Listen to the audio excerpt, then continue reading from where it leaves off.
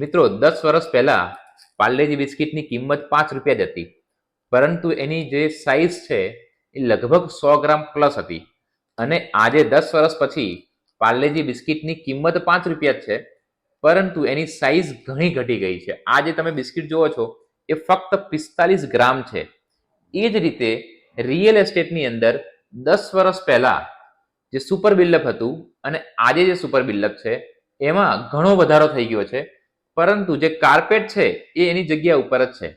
એટલે કે 10 વર્ષ પહેલા માની લો કે કોઈ પણ મકાન છે એનું કાર્પેટ હતું 900 ફૂટ અને એનું સુપર બિલ્ડઅપ એરિયા હતો 1200 ફૂટ, પરંતુ આજે કાર્પેટ એરિયા છે 900 ફૂટ અને એનું સુપર બિલ્ડઅપ વધીને 2000 ફૂટ થઈ ગયું છે.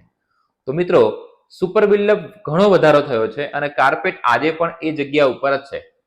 મિત્રો તમે પણ ચાહો છો કે અમદાવાદ કે ગુજરાતની અંદર મકાન વેચાણ જે છે એ કાર્પેટ ઉપર ચાલુ થાય, તો કમેન્ટમાં લખો વી વોન્ટ કાર્પેટ. ભારત માતા કી જય.